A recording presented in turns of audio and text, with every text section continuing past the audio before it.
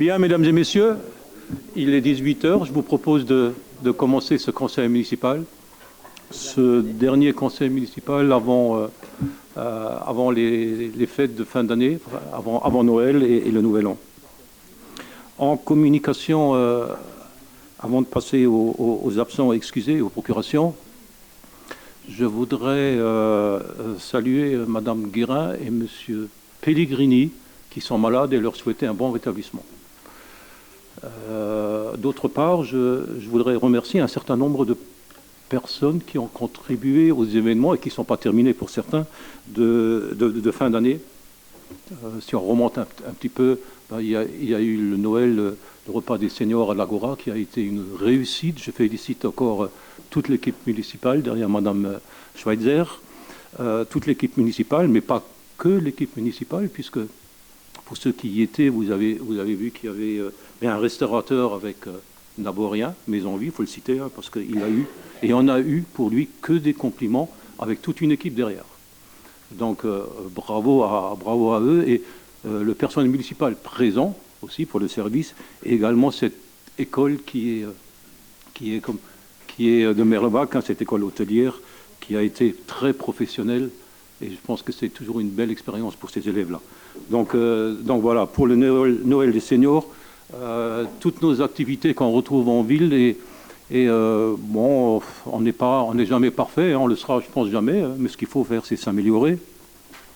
J'ai croisé tout à l'heure, à côté de la piste de luge, un couple de marcherunnes. On a dit, ah, monsieur le maire, voilà, on est de marcherunnes, mais on voudrait vous féliciter pour les illuminations. Donc Energis et Pascal Elfenstein pour les illuminations, voilà. Je voudrais remercier également les commerçants, le président est présent, le président de la CASA est présent, pour leur implication. Voilà.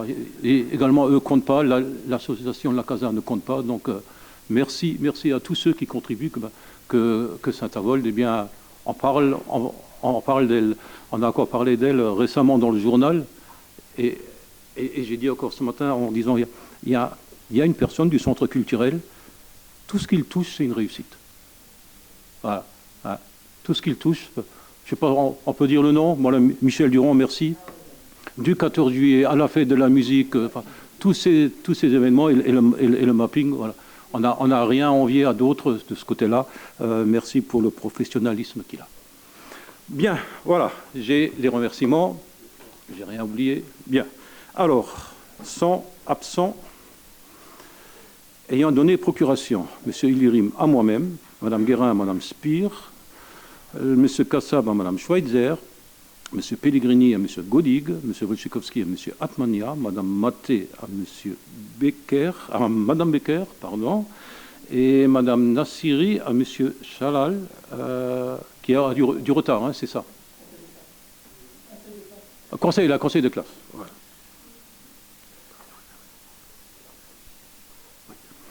Seront en retard et jusqu'à son arrivée Mme Eisenbach à M. Lauer, mais elle est là. Donc voilà. Très bien. Oui, je tourne un peu, je regarde Mme Eisenbach, mais à côté il y a Alain Letillet que je tiens à remercier aussi, parce qu'il est et M.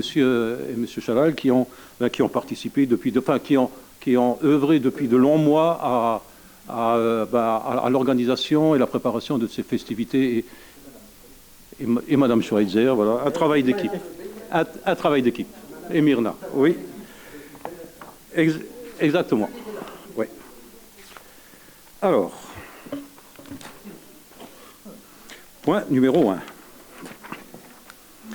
Alors, étude d'un projet de transformation de la régie Energis en société d'économie mixte locale.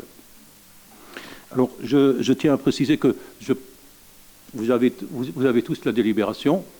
Voilà, elle a même circulé au-delà du Conseil, c'est navrant. Elle a même circulé au-delà, c'est pas normal. Voilà, je m'adresse à vos élus qui ont fait ça. Vous avez la délibération en tant que président.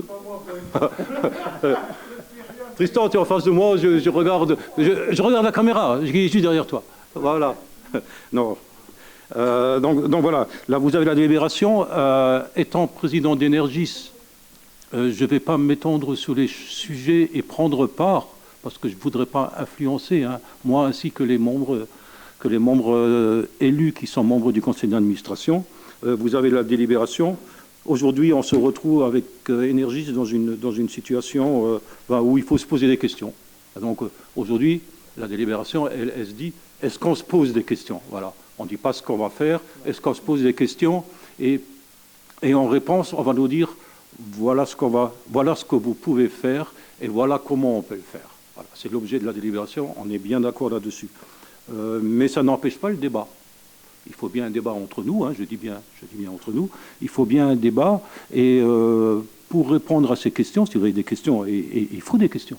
Et si vous avez des questions, j'ai à côté de moi Hervé de Flandre, directeur d'Energis, qui répondra dans toute la technicité et objectivité qu'il a et toutes les compétences, parce que croyez-moi, il en a. Alors, je vais faire un écart par rapport au point.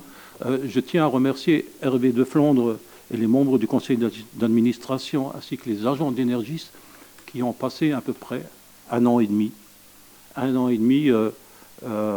difficile.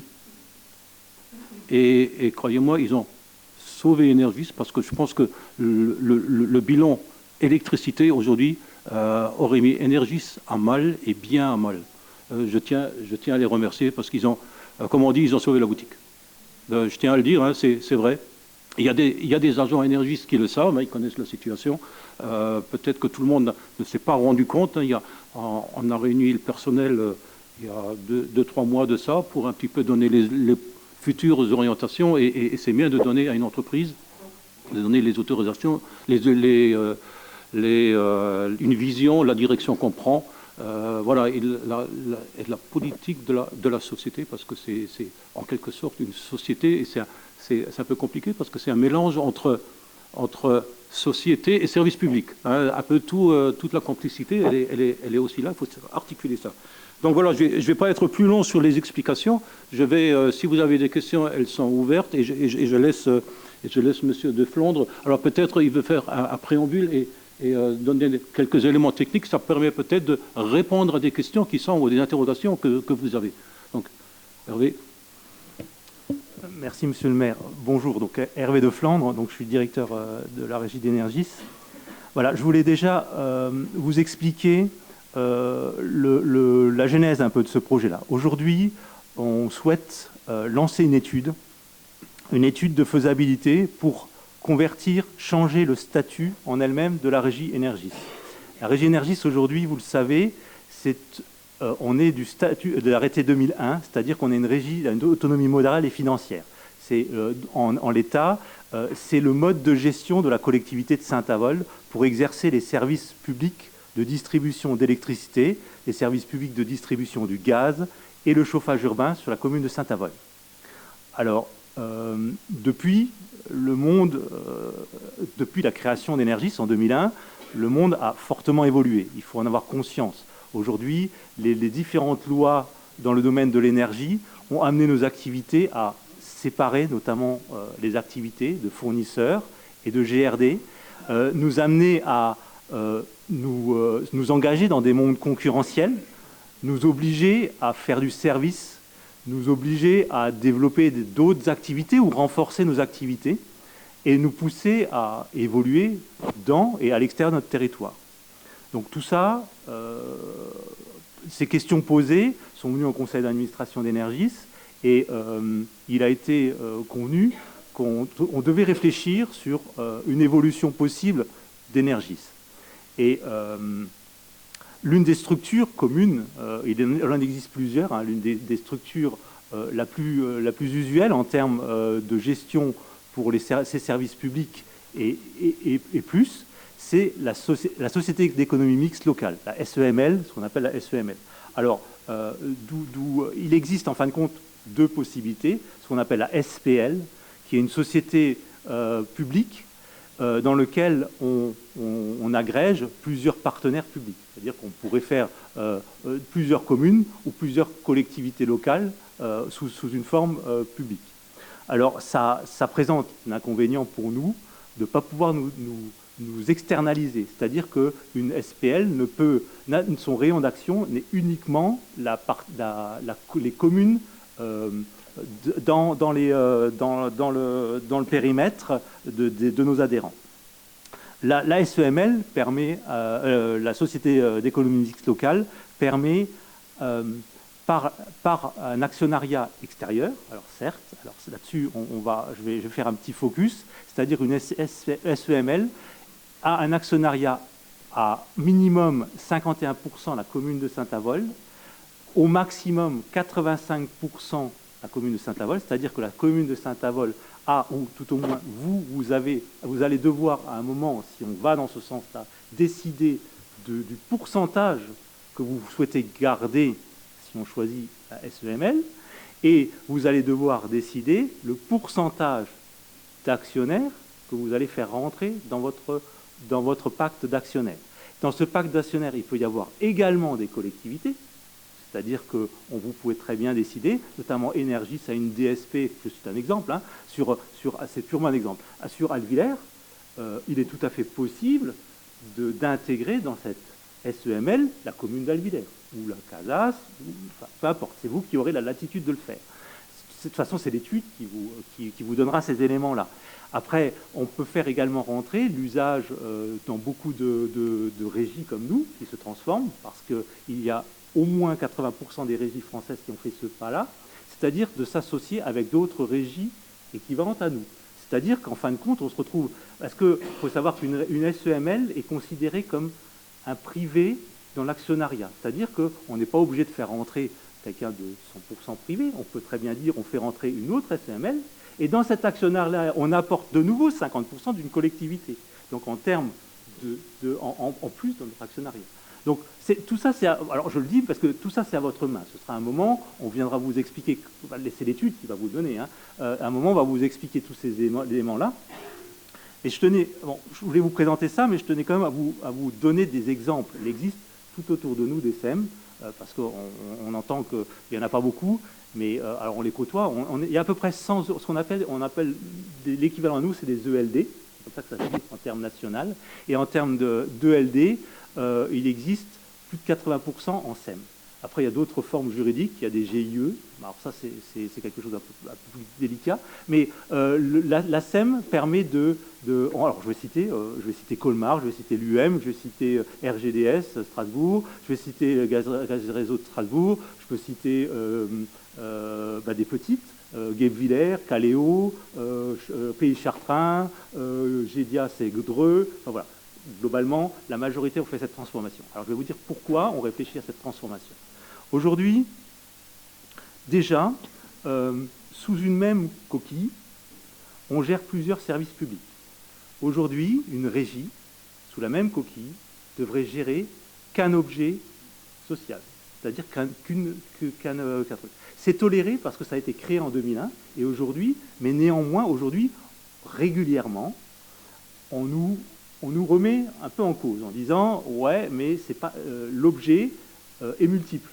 Et aujourd'hui, on leur rajoute encore à nos tutelles, hein, on a aussi comme vous le contrôle de légalité, puisqu'on est une société publique, notre tutelle, on rajoute de la fourniture. Alors, on fait des opérations sur des marchés boursiers.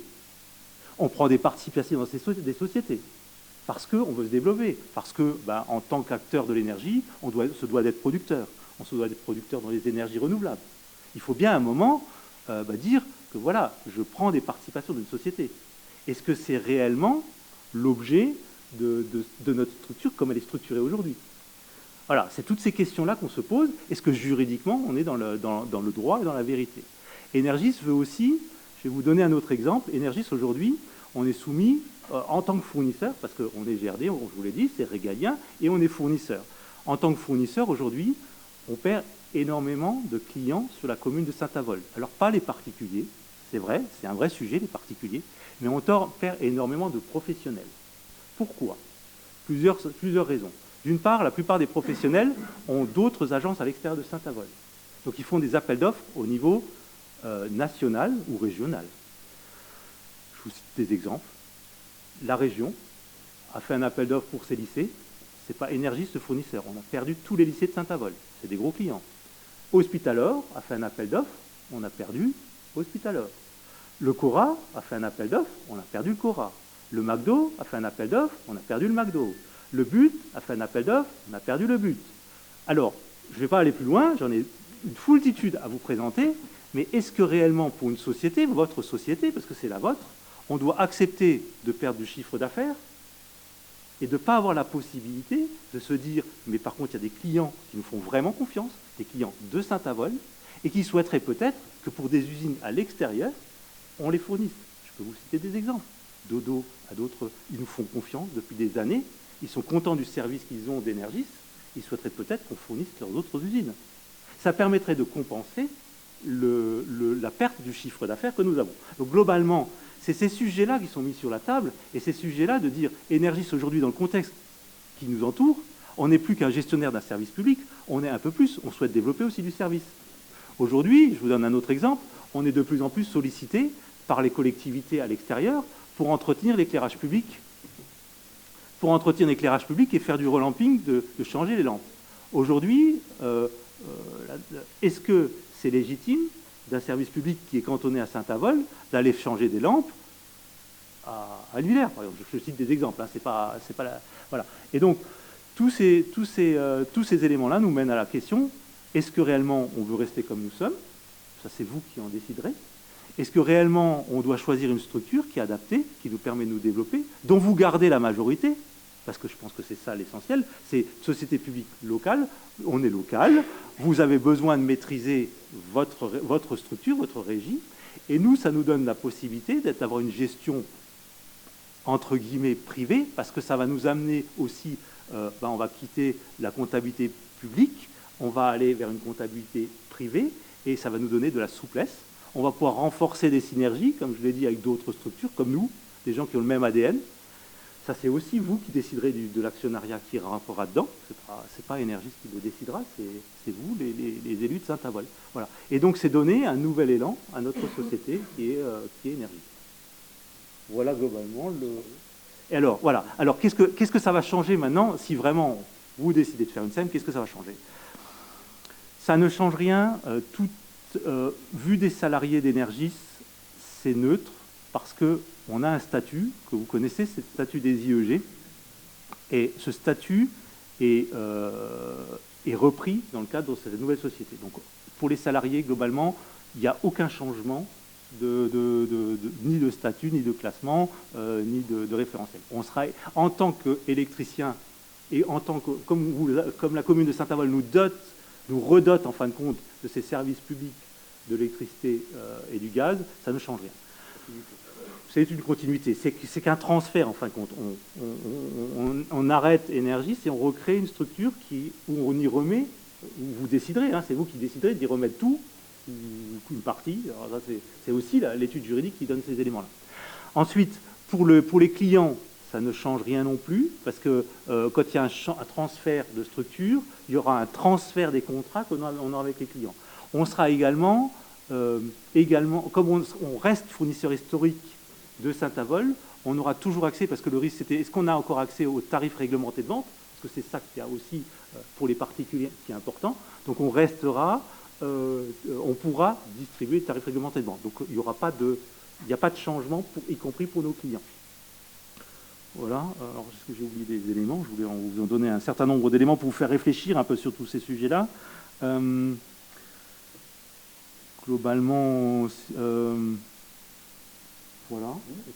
Est-ce que j'étais assez clair? Je ne sais pas si j'ai brassé un peu large hein, pour que vous ayez un maximum d'idées sur cette structure-là. Je vous propose, je ne sais pas si je peux proposer à vous poser des questions, si vraiment il y a des... Oui, je pense qu'on peut, après ces explications, je pense qu'on peut ouvrir le débat. Oui, monsieur. Monsieur Brem, oui. Effectivement, monsieur Lefort, vous avez donné certaines données, pardon. Bon, effectivement, il y a beaucoup de régies, puis d'autres collectivités qui sont mises en SEML. Oui, il y en a qui sont en cours. Effectivement, bon, ça peut être une bonne chose comme ça peut être une mauvaise chose. Ça dépend ce qu'on y met. Voilà.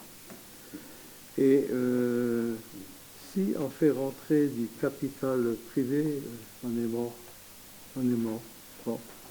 Ce que je voudrais dire, c'est que là, en ce qui concerne notre point qu'on aborde aujourd'hui, je pense qu'il y a beaucoup d'interrogations, tant sur le fond que sur la forme. Bon. Vous avez cité un certain nombre d'exemples, ok. Bon. Bon, on n'est déjà pas informé de la teneur des débats qu'il y a eu au sein du conseil d'administration. Est-ce qu'il n'y a pas, on n'a pas été informé de ça. Le personnel n'a pas été informé de la nouvelle structure et puis ce qui va advenir de cette structure. D'autre part, bon, après, on touchait, bon, et le personnel aussi opéré dans le personnel d'Energis opéré localement. Il répondait très bien aux besoins. C'était un service public qui répondait aux besoins rapidement, parce que quand c'est un autre prestataire, on attend. Bon, autre problème, quelles seront après les recettes pour la collectivité? Bon, parce qu'on touchait quand même d'Energis, on touchait quand même, bon an, mal an, un certain pécule qui nous permettait de faire pas mal d'opérations au niveau de la municipalité. Je laisse Hervé répondre, mais je voudrais juste répondre à ça, sans aller trop. Tu le sais, en 2020, nous avons pris un moratoire pour payer la dette qui est de 3,7 millions d'euros. Oui. Donc ce moratoire nous engage à payer tous les ans jusqu'en 2026. Voilà, 700 000 euros tous les ans. Et en parallèle de ça, on paye les factures d'année en cours. Donc, il n'y aura plus de dette. Contrairement à ce qui était fait avant, où on payait le moratoire, mais on ne payait pas l'année en cours, et on accumulait, et ainsi, on avait des dettes continuelles. On n'est pas... Je réponds. Et on n'est pas du tout dans ce schéma-là. Et depuis 2020, avant 2020, Energis reversait à la ville 1,7 million d'euros, c'est bien ça. Et depuis 2020, reverse 700 000. 500 cette année, je crois. 507, et on verra les comptes en fin d'année. Donc ce que Energis nous verse, nous le rendons, nous payons la dette. Donc aujourd'hui, le budget de la ville, il est équilibré avec 0 € d'Energis. Juste pour le préciser, ça répond peut-être en partie à ta question, mais ça répond à ta question qu'on dit que Energis a versé. Ces 3 dernières années, c'est une opération blanche. Donc voilà. Mais pour le reste, je laisse Hervé répondre. Mais c'était juste pour repositionner un peu le débat. Alors, il y a plein de questions. Donc je vais commencer par la première. Aujourd'hui, effectivement, nous n'avons pas la réponse sur tout. C'est pour ça qu'on souhaitait vous proposer de lancer une étude. On est en phase d'étude. On n'est pas en train de dire, j'ai pas la science infuse. On a derrière Energis a fait le choix de prendre un cabinet d'avocats et un cabinet financier. Parce qu'il y a 2 sujets. Il y a la réglementation juridique, la question des contrats, la question comment se font les transferts. Donc on vous amènera un certain nombre de réponses au fur et à mesure de l'évolution de l'étude juridique et après de l'étude financière. Parce que derrière ça, on va rechercher à valoriser la société, à savoir qu'est-ce qu'elle représente en termes d'actifs et qu'est-ce qui va, parce qu'à un moment, vous allez reprendre l'ensemble des actifs et éventuellement leur redoter la collectivité. Tout ça, ça vous sera amené dans le cadre de l'étude. Donc tout ça, je n'ai pas la réponse aujourd'hui. Je ne peux pas vous dire, vous donner les réponses à tout ça. Par contre, qu'est-ce qui s'est débattu en conseil d'administration? C'est justement ça. C'est est-ce qu'on fait ce choix-là? Quels sont aussi aujourd'hui les risques? Parce que c'est ce que je vous ai donné aujourd'hui. C'est le débat qu'on a fait en conseil d'administration. Quels sont les risques pour la structure? Parce qu'il faut quand même que je prévienne le conseil d'administration des risques potentiels. Aujourd'hui, il faut se rendre compte que à chaque fois que l'on achète de l'électricité pour un client, Energis prend un risque. Parce que je prends un ordre sur des marchés, à la bourse, je fabrique un prix pour le client, et en fonction de la consommation du client, et en fonction des volumes qu'il m'a commandés et du réalisé à la fin de l'année, le risque, c'est moi qui l'ai pris. C'est-à-dire que je vais faire de l'ajustement. Je veux dire, Monsieur Brem m'achète 100 MWh d'énergie. Moi, je vais acheter 100 MWh d'énergie sur les marchés. Au départ, on va être d'accord sur un prix. Vous allez m'en consommer 110. Il va falloir que j'achète les autres. Et donc tout ça, dans mes contrats, je prends, si vous voulez, je prends des risques. Ben, si, c'est de la bourse, en fait. Aujourd'hui, ce que je veux vous expliquer, c'est qu'on est arrivé, aujourd'hui, je vous explique en quelques éléments ce que c'est le monde de l'énergie.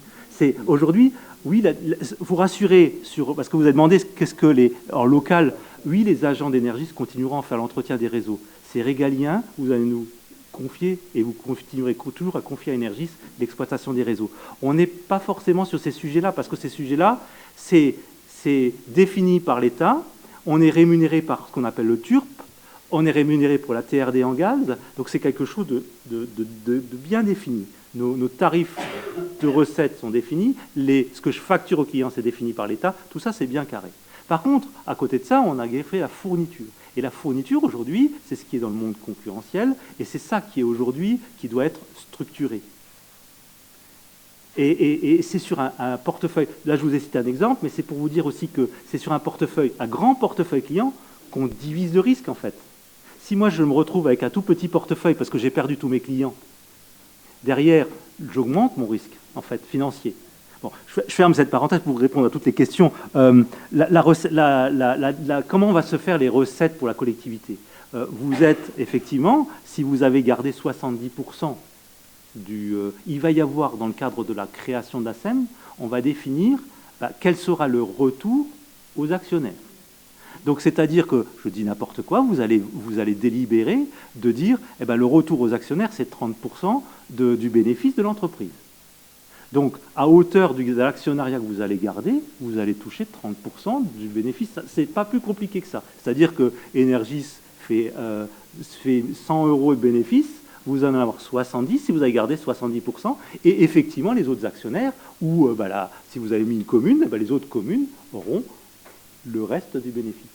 Et les actionnaires vont apporter quelque chose. Alors, les actionnaires apporteront... Alors, les actionnaires, en rentrant dans la société, ils vont acheter l'action, hein, ils vont acheter une partie d'énergie. Ça sera la valorisation d'Énergis. Donc, ils vous auront donné une recette initialement. Voilà. Mais ça, je le redis, c'est vous qui allez décider. Aujourd'hui, on lance une étude pour vous donner un maximum d'éléments de réflexion et de choix, en fait. Hein. Attendez, je pense que par rapport à l'étude, on aurait dû dire ce qu'on veut, exactement ce qu'on veut, mais pas ce qu'on ne veut pas. Aujourd'hui, on ne sait pas ce qu'on veut. L'étude, c'est l'étude qui dira ce qu'on veut. Elle va nous donner les avantages et les inconvénients. Elle va vous dire, il y a automatiquement... En fonction de ce qu'on veut, l'étude va nous faire les meilleures propositions en fonction de ce que nous, on veut. C'est-à-dire, bon... on veut rester service public, on veut ci, on veut ça. Alors le service public est inaliénable. Le service public, vous ne pouvez pas la gestion. C'est l'étude qui doit nous dire, vous pouvez dans tel cas... Exactement, c'est ça l'objet de l'étude. Bon. C'est-à-dire qu'elle va dire, voilà, déjà Énergis, c'est un peu... je le redis, c'est pas qu'un service public. Il va déjà falloir identifier dans toute cette nébuleuse Énergis, parce qu'aujourd'hui, c'est devenu compliqué. Oui. C'est quoi le service public? C'est quoi ce qui n'est pas un service public, qui est du monde concurrentiel? On fait, par exemple, l'éclairage public, c'est quelque chose qui est censé être concurrentiel. Et donc, tous ces éléments-là, et après, d'office, dans la SEM, c'est en priorité tout ce qui est service public. Ça, c'est sûr. C'est le but d'une SEM. Et derrière, vous y rajouterez ou pas des services concurrentiels. La fourniture, l'éclairage public, l'éclairage de Noël, de la production d'électricité. Voilà, donc c'est le but. C'est vraiment le but de l'étude.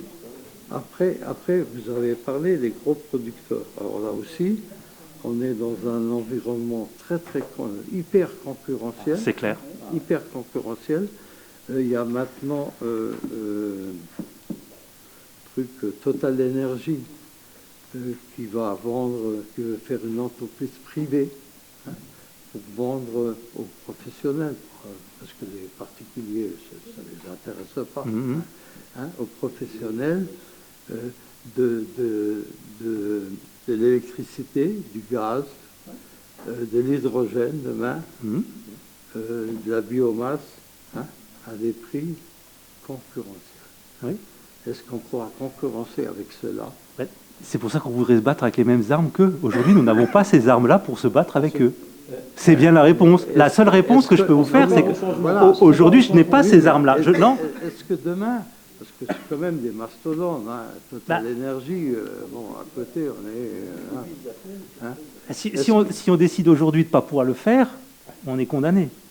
Il faut bien... Enfin, moi, c'est comme ça que je le vois. Maintenant, c'est vous qui déciderez. Mais non, mais c'est la question qu'on est en droit de se poser. Demain, est-ce qu'on peut résister à tout ça? Oui. Est-ce qu'on est en capacité de résister? Parce que le client, il va chercher son produit, son électricité ou son gaz au moindre coût. C'est clair. Ça, c'est ce qu'il fera. Oui. C'est ce qu'il fera. Mais c'est bien le premier objet, c'est de se dire, de toute façon, on est condamné à perdre des clients. Mais mon territoire, il est condamné à rester le même si je reste Énergis. Donc, c'est clairement se dire, j'accepte de perdre des parts de marché parce que c'est inéluctable, parce que s'il y a de la concurrence, automatiquement, il y en a qui nous feront confiance, d'autres qui ne nous feront pas confiance. Ça, il faut l'accepter. Mais après, il faut aussi que je puisse me battre avec les mêmes armes et aller dire à mon voisin qui me fait confiance et qui a déjà une usine ici, je vous fais un prix de gros parce que vous en avez plus. C'est me battre ni plus ni moins avec typiquement l'UM aujourd'hui. Celui qui me fait de plus de concurrence sur notre territoire à Saint-Avold, c'est l'UM. Et aujourd'hui, par exemple, ils font un appel d'offres, ils ont fait un appel d'offres groupé pour les boulangers. Et du coup, ils ont récupéré tous les boulangers. Donc, ils ont ciblé une activité qui leur plaît, parce que c'est un modèle économique qui leur plaît, et ils font de la concurrence. Il faudrait qu'Énergis puisse peut-être aussi faire ça pour essayer de compenser. Je ne dis pas qu'on sera à total, mais c'est au moins pour ne pas accepter de perdre du chiffre d'affaires et essayer de consolider à l'état où on est aujourd'hui. Non, mais eux, ils vont s'adresser à des multinationales demain. Oui, à l'UM. Bon, c'est l'UM qui le fait. C'est pour ça que j'ai cité l'exemple de l'UM. C'est pas forcément un total. Oui. Est-ce que nous, on est en position de concurrencer? Si je peux juste, parce que je ne veux pas trop entrer dans le débat, mais Hervé vient de le dire, si on ne se prépare pas au changement, on risque de ne pas assurer l'avenir d'Énergis et de ses salariés. Voilà la grande question qu'on doit se poser. C'est la seule question qu'on doit se poser. Voilà. Je ne sais pas si tu as fini, parce qu'il y a Gaëtan qui voulait... Moi, je voudrais juste revenir un petit peu historiquement, comme tu l'as fait, René. La majorité, elle est issue d'une fusion de plusieurs équipes municipales, qui étaient donc sur les mêmes questionnements. C'est-à-dire le questionnement qu'on a aujourd'hui, c'est le questionnement que nous, on avait eu sur le devenir d'Énergis. Donc moi, je m'inscris dans la démarche totalement, au même titre que toute l'équipe municipale, mais parce que c'était une vraie question qui se posait à tout le monde. C'est-à-dire si le prix de l'énergie au local paraît cher ou incompréhensible pour les Naboriens, il fallait se poser les vraies questions du devenir d'Énergis. Donc la question de dire aujourd'hui qu'Énergis va de toute façon opérer un virage et va vraiment se poser la question peut-être de sa survie également, il faut le faire, certes. Moi j'en suis convaincu, INSEM, j'en suis convaincu que ce n'est pas une erreur à mon sens, mais toujours dans l'intérêt des usagers de la régie. Si c'est pour engranger de l'argent et que ça ne sert pas les Naboriens, c'est dommage. Mais si c'est pour faire évoluer la structure, la société et faire en sorte qu'on s'y retrouve tous, y compris les Naboriens, moi je dis banco. Voilà. C'est le but. Monsieur Gaudic, oui. Bien, Jean-Claude, tout à l'heure, il a dit les grosses sociétés, mais les petits aussi, ils utilisent donc de l'électricité et du gaz. Je prends maintenant Engie parce que j'habite à Pité-Versbelair, j'avais EDF. Je suis parti à Eni. Donc voilà, il y a un concurrent qui est venu, et puis on a discuté, on a fait les prix, ça fait une dizaine d'années, et je ne paye pas beaucoup plus que si j'étais resté à EDF. Voilà. Je veux dire simplement dire qu'il faut avancer dans ce sens-là.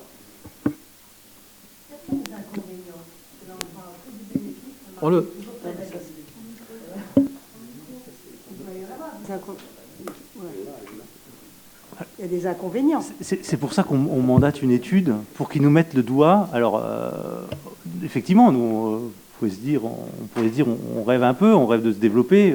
Il faut avoir de l'ambition, Mais c'est le but de l'étude, qu'elle nous mette le doigt sur, nous alerte en fait, hein, qu'elle nous alerte sur des risques potentiels. Après, honnêtement, pour avoir beaucoup de collègues qui sont en régie, en SEM, fondamentalement, pour la collectivité même de support, ça a été une transformation. Enfin, on en a vu et je vais continuer à essayer de faire un peu de tour des popotes pour savoir un petit peu quels sont les de leur ressenti depuis cette transformation, quel a été leur gain ou leur défaite.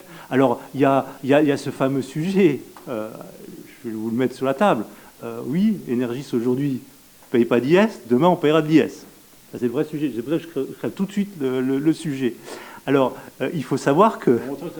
Voilà, alors je vous donne un inconvénient. On va payer de l'IS, mais tous nos autres concurrents payent de l'IS. Ça, c'est déjà la première chose. Et aujourd'hui, il faut savoir que le Trésor, ils sont en train de nous dire, ouais, mais attendez, quand on voit les chiffres d'affaires... Aujourd'hui, le chiffre d'affaires de la distribution, c'est plus grand-chose.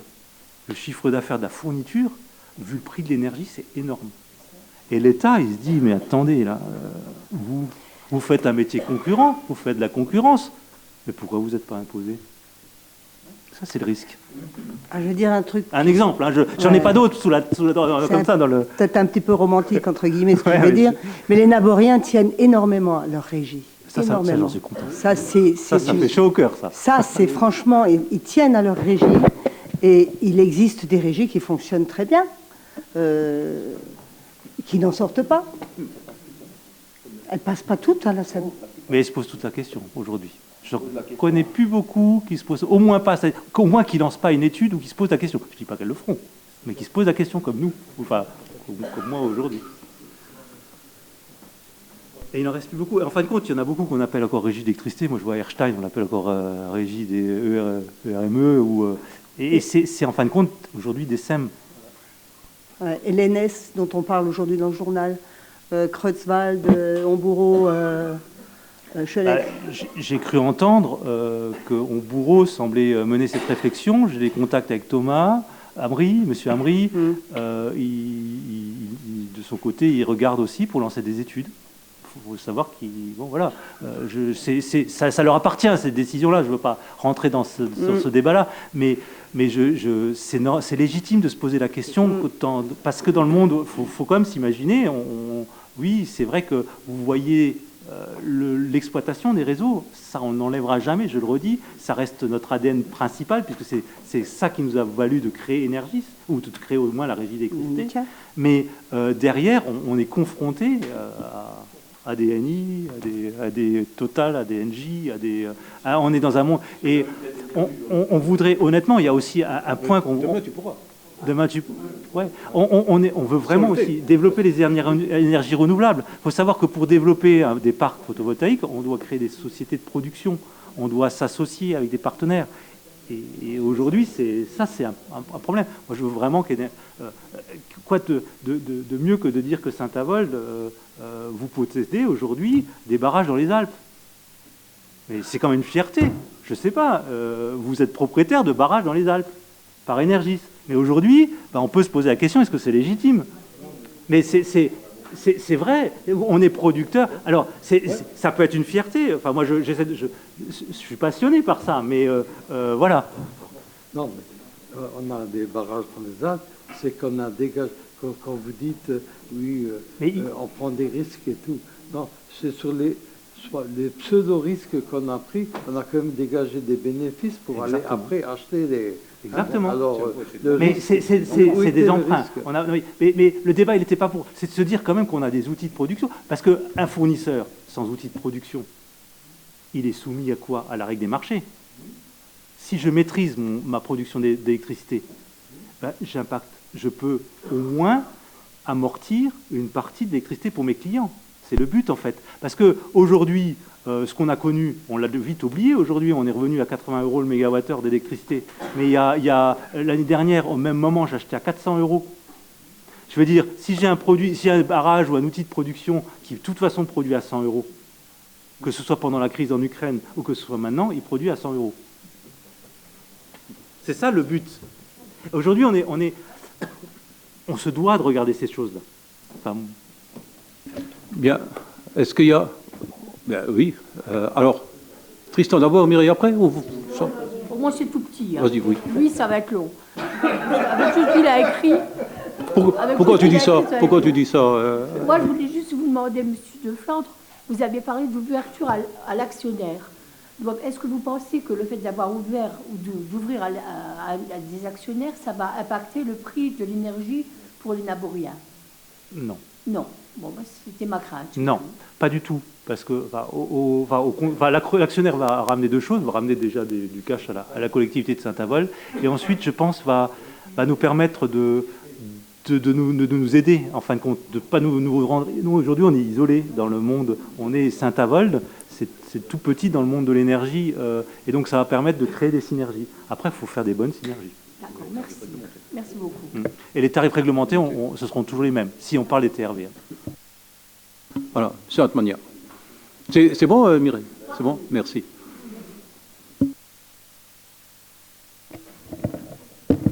Merci, monsieur le maire. Bonsoir à tous. Très heureux. C'est la première fois que je vois autant de membres de votre majorité intervenir dans un conseil municipal. À titre liminaire, je souhaitais m'associer à certains propos qui ont été tenus, notamment sur l'attachement à notre régie. Je l'ai toujours dit, la régie, c'est le patrimoine des Naboriens, c'est le patrimoine des habitants, et je pense que c'est important de le rappeler. Et donc, nécessairement, ça veut aussi dire que quand on prend des décisions importantes pour la régie, il ne faut pas oublier la considération des habitants, ça a été dit, et je pense qu'il est important de le rappeler. Pour ma part, je suis intervenu déjà un certain nombre de fois dans ce conseil municipal sur la question de la régie. Le 3 décembre 2021, j'intervenais déjà pour demander à la municipalité de lancer une réflexion sur l'opportunité de chercher des partenariats avec d'autres régies, avec d'autres acteurs, et possiblement d'ouvrir la question du statut de la SEM. Je vous en ai parlé 3 décembre 2021. Bon, la réaction se fait un peu plus tard. J'étais également intervenu sur la régie le 5 septembre 2022, le 18 octobre 2022. J'ai rencontré votre directeur général qui est assis à côté de vous et l'ancien président d'Energis à la régie le 20 septembre 2022. Je suis réintervenu le 21 décembre 2022 et le 31 janvier 2023. Donc ce n'est pas une mince affaire. Pour moi, ça pose un certain nombre de questions et je voulais déjà répondre à des choses que j'ai entendues dans votre propos, monsieur le directeur général. Alors d'une part, la régie est isolée. Non, vous n'êtes pas isolé. Déjà, vous n'êtes pas les seuls sur ce statut-là. D'autre part, il y a une association de régie qui existe qui s'appelle l'UNELEG, dans laquelle vous êtes actif. Donc, il n'y a pas un isolement complet de la régie de Saint-Avold qui serait sur son île au milieu de nulle part. Ouais. Non, mais si je peux tout de suite rebondir coup par coup, hein, c'est plus simple. Non, mais je pense que les propos, ce n'est pas dans ce sens-là, l'isolement. Oui, mais je tiens quand même à le préciser. Ensuite, vous parliez des moyens de production et de la nécessité de créer des sociétés de production, donc notamment ce qui s'appelle les SPV. C'est tout à fait possible en régie. Ça se fait par ailleurs. Et moi, j'alerte aussi, puisque vous dites quand on maîtrise ces outils de production énergétique, ça permet de sécuriser un certain coût pour le client. Ça fait aussi peser sur la structure, évidemment, les coûts d'investissement quand il faut changer le parc de productif. Quand on a un parc éolien et qu'il faut le changer, c'est des millions et des millions d'euros. Quand on a un parc photovoltaïque et qu'il arrive au bout du bout, il faut le changer, c'est des millions d'euros d'investissement. Donc je dis simplement qu'aujourd'hui, je pense qu'on est plutôt content d'acheter une énergie relativement peu chère, ce qui n'empêche pas par ailleurs de trouver d'autres modèles d'investissement dans des sociétés tierces qui produisent de l'énergie et qui peuvent sécuriser un coût pour les Naboriens, je le précise. Sur la délibération que vous nous présentez, il y a un double sujet. Il y a le sujet effectivement du fond, je l'ai dit, je ne suis pas fondamentalement opposé au principe de la SEM ou de la SEML. Et puis il y a le sujet de la forme. Alors, vous nous parlez d'une étude. Moi, le premier sujet que j'ai, c'est que je n'ai pas le cahier des charges de cette étude. Quand on dit qu'est-ce qu'on veut et qu'est-ce qu'on souhaite, nous dire on lance une étude, moi, je suis désolé, mais là, dans cette délibération, je n'ai pas les éléments sur lesquels vous allez solliciter les différentes sociétés que visiblement vous avez déjà choisies puisqu'elles sont citées dans la délibération, en disant voici sur quoi on interroge les sociétés en question et sur quoi on nous demande de leur répondre. Ensuite, je note très clairement, Monsieur le directeur général, Monsieur le maire, votre parti pris sur le sujet, puisque vous disiez mot pour mot, Monsieur le directeur général, si on ne fait pas ce changement, on est condamné. Je vous cite. Donc, simplement, voilà, je préfère, moi, qu'on me présente une information objective et je fais confiance aux membres de ce conseil pour décider, mal ou bien, mais pour décider. Ensuite, sur le fond, très sincèrement, alors je suis content que vous soyez là pour nous répondre aujourd'hui, mais on est quand même en séance de conseil municipal. J'aurais préféré qu'on ait une séance d'information au préalable pour nous donner des éléments qui nous permettent de réfléchir, d'avoir les débats qu'on a là. Et pour moi, le conseil municipal n'en est pas le lieu. Et sans vous faire offense, monsieur le directeur général d'Energis, comme je l'avais dit pour le directeur général de la ville, pour moi, vous n'êtes pas censé intervenir dans cette enceinte et dans ce contexte.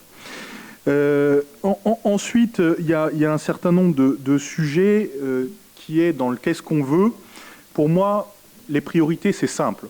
Qu'est-ce qu'on veut pour notre régie? Qu'est-ce qu'on veut pour notre outil Énergis? En un, c'est du service pour nos habitants, une qualité de service et une présence locale. En deux, c'est de la réactivité au quotidien. Avoir une régie locale, c'est l'assurance, on le sait tous, d'avoir une intervention rapide face à une problématique. Ensuite, c'est de l'agilité aussi pour la ville. Quand on a une régie, il y a un certain nombre de choses qu'on peut, j'irais, passer directement eu égard aux relations que la ville entretient avec sa régie, qu'on ne pourra plus faire si nous avons un acteur privé dans l'actionnariat demain. Et la dernière, c'est un coût maîtrisé de notre énergie pour les habitants. Alors, coût maîtrisé, les Naboriens considèrent que les tarifs de la régie sont trop chers. C'est clair. Néanmoins, de combien sont-ils trop chers par rapport à ce que sont capables de proposer les autres acteurs environnants, les autres acteurs privés, en faisant le rapport avec la qualité de service qui est proposée par la régie et avec la réactivité que la régie est en capacité d'apporter. Sur un certain nombre vous évoquez les inconvénients. Je vous ai trouvé très peu loquace sur les inconvénients de la régie. Moi, je vais vous en citer du passage en SEM. Je vais vous en citer quelques-uns de mon point de vue qui me concentrent un peu et sur lesquels je souhaite porter une attention. La première, c'est la perte de contrôle direct. Quand on partage l'actionnariat, on partage la capacité de décision, quoi qu'on en dise. Et donc, automatiquement, ouvrir le capital de la régie au partenariat privé, c'est accepter l'influence d'un certain nombre de partenaires privés. Et donc, moi, je serai particulièrement attentif, évidemment, aux acteurs auxquels vous allez ouvrir l'actionnariat. Si ces acteurs sont des acteurs, par exemple, bancaires, ça se voit dans d'autres régies qui passent en SEM. Si ces acteurs sont des acteurs qui sont d'autres structures identiques en termes de SEM, ou si ce sont des acteurs de l'énergie X, Y ou Z, des producteurs par exemple. Ensuite, quid de la priorité des intérêts financiers? Toujours la même chose. Quand on ouvre une société publique et qu'elle devient une société à capitaux mixtes avec des capitaux privés, vient la question de la rentabilité. Parce que vous ne me ferez pas croire qu'un acteur privé qui rentre au capital d'une société, il est là pour faire du pro bono et pour penser au bien-être de la population uniquement. Un acteur privé, il est là pour une rentabilité et il doit des comptes à ses actionnaires auxquels il verse lui-même des dividendes. Donc, la régie, on est bien clair, c'est du service public et c'est un intérêt public parce qu'il y a deux notions, il y a le service public et il y a l'intérêt public. Et moi, je serai particulièrement attentif également à ce que dans l'étude que vous faites et dans le projet que vous mènerez, que ce soit bien l'intérêt public qui prime par rapport par rapport à l'intérêt financier des actionnaires potentiels. Ensuite, il y a également, dans la même veine, la question du risque de pression sur les tarifs. Vous êtes dans une recherche à un moment donné, de rentabilité. Et j'ai entendu dans votre propos, monsieur le directeur général, des choses qui m'ont étonné, puisque vous dites des choses en disant non mais ça sera toujours comme ça on ne nous l'enlèvera jamais, etc., etc. Le propre de la situation dans laquelle vous vous trouvez aujourd'hui, c'est que les conjonctures évoluent. Je suis désolé de vous le dire, mais il y a 20 ans ou il y a 30 ans, on ne pensait pas que le modèle des régies serait remis en question. Aujourd'hui, il l'est. Il l'est par le législateur, il l'est par l'État, il l'est par la hausse des coûts de production énergétique, il l'est par plein de situations. Et donc, automatiquement, vous ne pouvez pas affirmer aujourd'hui devant le conseil municipal des choses en disant « mais jamais ça ne bougera ». Bien sûr que ça peut bouger.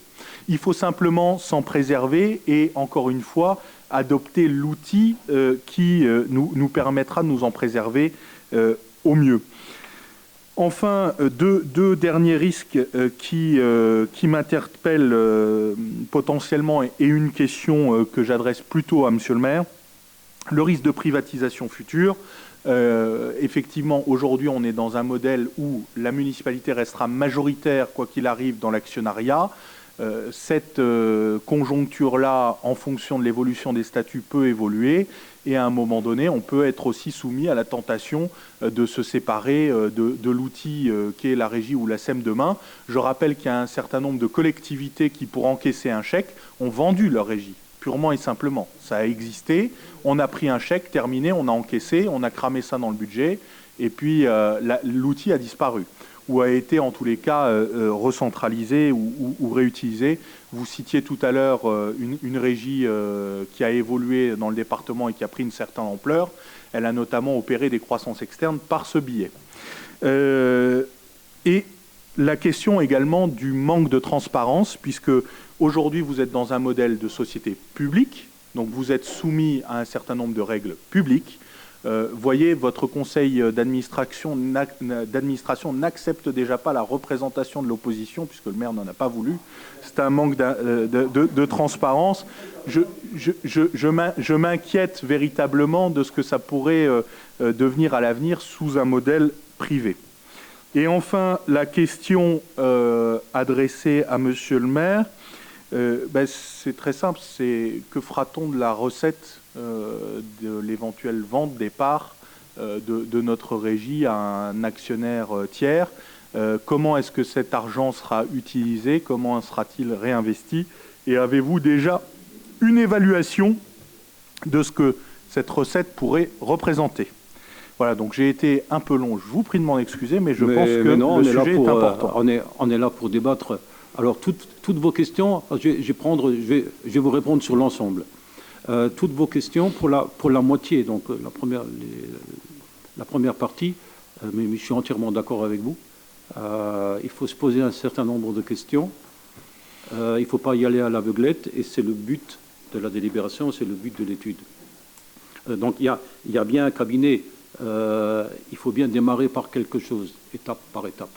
La première étape, c'est de dire par quel bout on le prend. Le conseil d'administration a émis des interrogations, juste des interrogations. Et pourquoi elle a émis ces interrogations? Je le disais tout à l'heure, parce qu'elle sort de 18 mois à peu près de difficultés. Et on s'est rendu compte des limites aussi de la régie, de la structure. Et donc, aller vers où? On ne sait pas. Et c'est l'étude. Alors vous avez posé des questions précises. On n'a pas la réponse. C'est justement le but, c'est d'avoir ces réponses. Il y a quelque chose qui est important. Les Nabouriens tiennent à leur régie, c'est leur régie. Et on ne la vendra pas. On est bien clair. Et ce qui est important là-dedans, c'est le mot, et vous l'avez prononcé plusieurs fois, c'est le mot privé. On ne l'ouvrira pas au privé. Et de toute façon, c'est indiqué dans la délibération, c'est à nous de décider à qui on l'ouvre. Et ça fera l'objet d'un certain nombre... On démarre dans le dossier, donc on aura des débats hors conseil municipal pour l'annoncer. Et je termine, je vous laisse parler, et je termine. Et donc, c'est étape par étape qu'on aura ces renseignements. Mais je leur dis privé, quand il y a un mot privé, parce qu'une SEM, tout simplement, elle est considérée comme une structure privée, mais on choisira une régie, quelqu'un qui nous ressemble, quelqu'un qui est comme nous, quelqu'un voilà, c'est, je dis un peu, je regarde Raymond Schweitzer, on est jumelé avec deux villes. Et je dis toujours, hein, depuis qu'on a rétabli des liens, c'est des villes sœurs. Donc on cherchera quelqu'un comme nous, quelqu'un qui nous ressemble, qui a les mêmes valeurs de l'intérêt public que nous. Mais c'est nous qui le déciderons. C'est nous. Alors vos questions, elles sont légitimes et je suis d'accord avec vous. Mais laissons faire l'étude. Alors est-ce qu'on a une temporalité dans l'étude? On sait à peu près comment ils ont proposé d'avancer ou c'est après ce conseil-là qu'il faudra les saisir? Alors on va leur demander un planning, on leur a demandé globalement pour faire une transformation, si on fait cette transformation-là, on est plutôt sur l'échéance de mi-2025, fin 2025, pour donner un peu une temporalité. Alors aujourd'hui c'est compliqué pour le bureau on a commencé parce qu'il y a toute une partie financière qui est très longue à mener. Mais par contre, excusez-moi Monsieur De Flandre, mais Monsieur le maire, par rapport à ce que vous disiez, ok, il y a des questions que je pose auxquelles l'étude sera là pour répondre, ouais. Mais la question principale et qui est importante, c'est cette étude, vous la basez sur un cahier des charges. Je souhaiterais que ce cahier des charges nous soit communiqué, qu'on sache sur quelle piste vous nous envoyez. Oui. Ça me semble important. Sincèrement, c'est dommage de ne pas l'avoir eu en annexe à la délibération. Mais parce on n'y est pas encore. Là, on vous demande simplement l'autorisation d'y aller. Donc, on a l'autorisation, on démarre. Je suis d'accord, mais si vous avez choisi un cabinet, vous l'avez mandaté grosso modo sur un cahier des charges. C'est quelqu'un qu'on connaît qui est spécialiste du domaine. Ce que je veux dire par là, Monsieur le maire, c'est que ça aurait aussi peut-être permis, parce que vous le savez, ça suscite des inquiétudes. On a eu, en arrivant dans la salle du Conseil, un document, il a été distribué à la population. Vous l'avez dit, la délibération a été commentée avant même le Conseil municipal. Je pense qu'avoir un cahier des charges qui dit, voilà, entre guillemets, sur quoi on va, ça aurait peut-être levé certaines inquiétudes, ne serait-ce que sur l'actionnariat. Quand vous dites, vous prenez l'engagement qu'il n'y aura pas d'acteurs privés, ça sécurise déjà quelque part. Oui, tout haut. Oui, tout haut. Alors, oui, je pense qu'il y a des personnes qui se sont exprimées sans savoir. Il y a toujours des sachants, ceux qui sachent tout, ceux qui savent tout. Alors, ils s'expriment sans savoir, et voilà, ils vont pleurer, ils vont alerter le monde entier, alors qu'ils n'y connaissent rien, ils ne savent rien. Voilà. Je voulais pas le dire, mais ils sont assis derrière vous, et ils gesticulent comme ça avec la tête, mais laissons-les gesticuler. Nous, on est là pour prendre des décisions importantes, on a été élus pour ça, et on prendra l'avis de la population aussi. À un moment donné, on leur demandera qu'est-ce que vous pensez, avec des éléments précis, et pas sur quelque chose qui leur a été communiqué qu'ils n'ont pas compris. Voilà. Donc simplement, Monsieur De Flandre, vous évoquiez un passage potentiel en mi-fin 25. Le rendu de l'étude, on peut l'attendre pour quand? Le travail doit se faire en 2024. D'accord. L'objectif, c'est de faire l'ensemble du travail en 2024. Voilà. Alors, je précise quelque chose, et Gaëtan prendra la parole. Alors, le calendrier, parce qu'au conseil d'administration aussi, et dans la période qu'on vient de passer, on s'est rendu compte qu'il fallait se doter de nouveaux outils, notamment pour suivre les contrats, de nouveaux outils informatiques, d'un système d'information à la hauteur de l'enjeu du marché électrique et de l'enjeu du marché du gaz, de l'énergie. Et ça, c'est un travail qui vient de commencer aussi. Et les deux vont concorder. On passe d'une comptabilité publique à une comptabilité privée, on change des systèmes d'information et on essaye que les deux convergent à un moment donné et se rejoignent à la même date. C'est aussi ça fait partie d'un challenge et je tiens encore à remercier les équipes d'énergie qui travaillent dessus. C'est un gros travail. Simplement, moi je fais confiance aux élus de la majorité qui font partie du conseil d'administration d'Énergis. Mais si effectivement des retours pourraient être possibles dans une espèce de commission ou la commission des finances, qu'importe, qui permettrait d'avoir des éléments d'avancement peut-être que la compréhension se fasse de manière plus pédagogique. Bonne intervention. Je pense que je peux proposer qu'on crée une commission spéciale, comme on l'a fait pour des projets d'appel d'offres, hein, pour le crématorium ou d'autres, où on a l'obligation de créer une commission spéciale.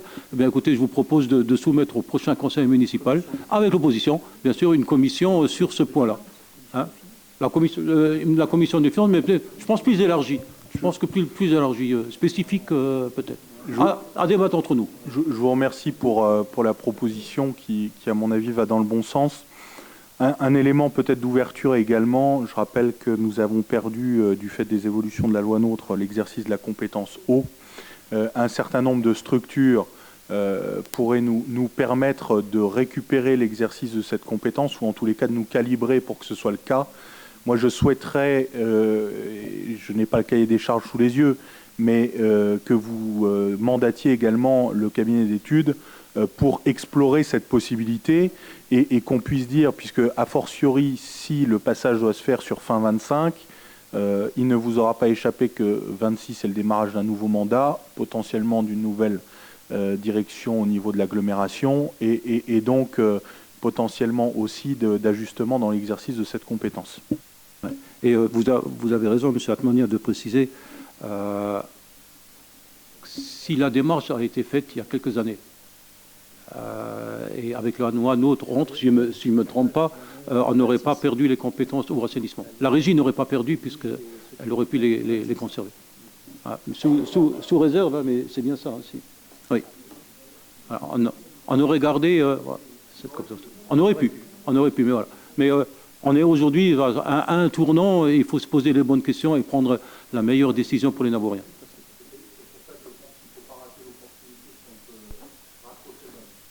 Ok, très bien. Donc je vous propose, s'il n'y a plus d'autres d'intervention, je vous propose de passer au vote. Je soumets aux voix. Qui est contre? Contre. Les membres du conseil d'administration ne participent pas. Hein, donc il y a moi-même et M. Lirim dont j'ai la procuration. Il y a M. Lauer, Mme Schweitzer, M. Elfenstein, Mme Bouchenga. C'est ça, j'ai oublié personne? Non. Voilà, ne participent pas au vote. Alors, un contre, abstention?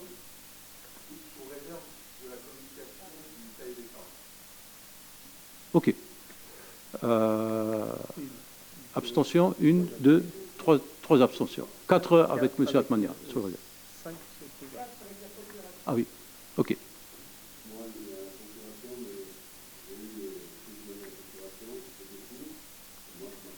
Ok, une abstention, une pour. Très bien. Merci. Et Mme Klein aussi. Vous pouvez relever les bras, s'il vous plaît, juste oui. pour qu'on ait un vrai... Les abstentions, s'il vous plaît. Voilà. Oui, ceux qui ont une procuration est la même. 3, 4, 5. Monsieur Atmania a la procuration comme celui. Merci. Bien, 1 heure. Il faut se prendre le temps sur les gros points. On est transparent. Le débat était au moins constructif. Merci. Point numéro 2. Avec l'attribution des marchés de fourniture, d'acheminement et d'électricité et des services associés. Et c'est M. Brem qui présente le point.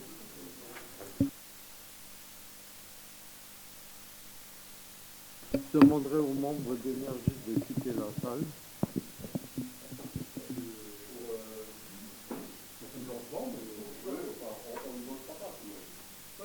Non. Comme vous voulez. Non, je ne voulais pas. Bon.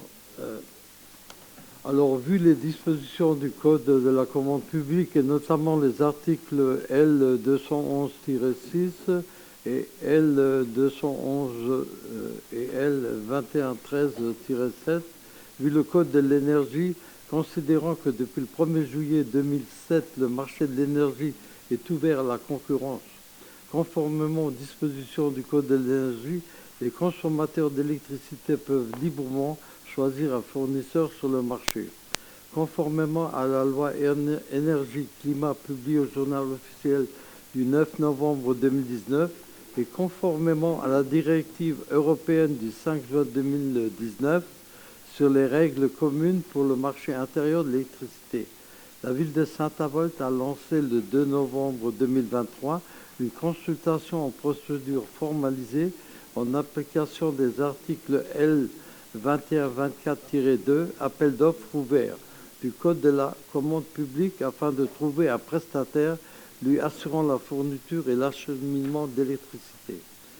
La dite consultation était allotie comme suit. Lot numéro 1, site en basse tension supérieur à 35 kW. Site de segment C2, haute tension supérieure à 250 kW. Site de segment C3, haute tension inférieure à 250 kW. Site de segment C4, basse tension inférieure à 36 kW.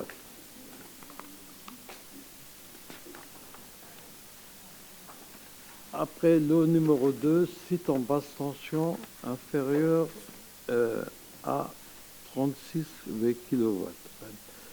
Site de segment 5, basse tension supérieure ou égale à 36 kW. Le délai de rigueur étant fixé au 12 décembre 2023 à 12 heures, une offre est parvenue dans les délais impartis sur la plateforme de dématérialisation. Chaque lot constituant un marché. L'analyse des offres a été faite lot par lot selon les critères de sélection définis dans le règlement de la consultation, à savoir le prix 60% et la valeur technique 40%. En prenant connaissance du rapport d'analyse des offres, la commission d'appel d'offres, réunie le 18 décembre 2023 à 17h, propose d'attribuer les marchés à Energis à compter du 1er janvier 2024 pour une durée de 2 ans. Les crédits seront inscrits au budget primitif 2024 et suivant. Votre Assemblée est appelée à ce jour à valider l'avis de la commission d'appel d'offres quant à l'attribution des marchés à Energis. Autorisez, Monsieur le maire, à comparaître à la signature des 10 marchés. Y a-t-il des questions? Bon, s'il n'y a pas de questions, on passe aux voix. Qui est contre? À part les administrateurs qui ne prennent pas part au vote, je rappelle. Qui est contre? Personne. Qui s'abstient? Adopté à l'unanimité. Merci. Merci, Monsieur Brem. Point suivant, avec l'adoption de la nomenclature achat, et c'est Monsieur Loher qui nous présente le point. Merci, Monsieur le maire. Pardon. Vu le Code général des collectivités territoriales, vu la disposition du Code de la commande publique, considérant qu'avant tout appel à la concurrence, négociation sans appel à la concurrence, la personne publique doit déterminer avec précision la nature et l'étendue des besoins à satisfaire. Considérant qu'au sein de chaque personne publique, le pouvoir adjudicateur doit déterminer le niveau auquel les besoins sont évalués.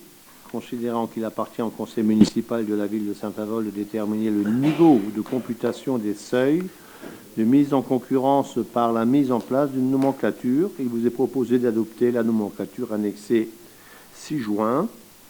Et il faut savoir, donc, et bien sûr, qu'elle est naturellement, qu'elle revêt un caractère évolutif et sera susceptible d'être, bien entendu, modifiée, notamment pour intégrer l'évolution des besoins de la ville.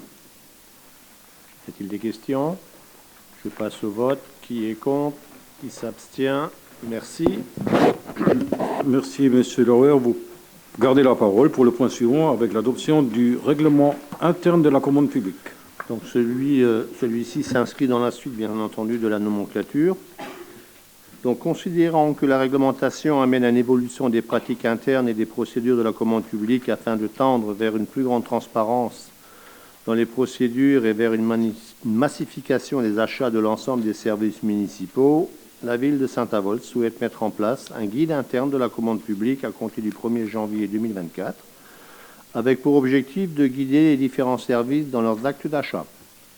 Ce guide a pour vocation d'homogénéiser les pratiques d'achat dont les montants sont inférieurs aux procédures formalisées dans le respect des principes fondamentaux de la commande publique, à savoir liberté d'accès à la commande publique, égalité des traitements des candidats et transparence des procédures.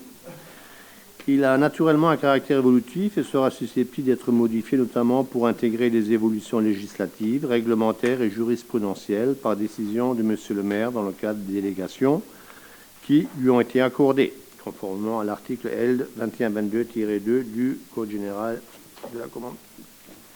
Il vous est proposé donc d'approuver ce document si annexé. Y a-t-il des questions? Je passe au vote. Qui est contre? Qui s'abstient? Merci. Merci, Monsieur Lauer. Monsieur Brem, vous avez à nouveau la parole pour l'attribution d'une subvention au titre de l'indemnité de logement du rabbin pour l'année 2024. Pour l'année 2023, l'indemnité de logement du rabbin de Sarreguemines avait été fixée à 8 889 €.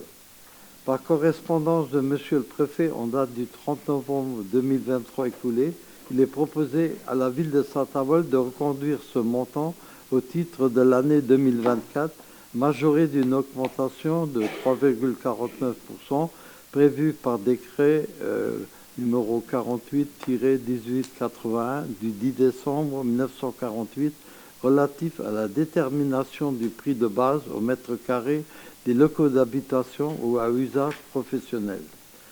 Pour 2024, l'indemnité totale s'élèvera donc à 9 199 €.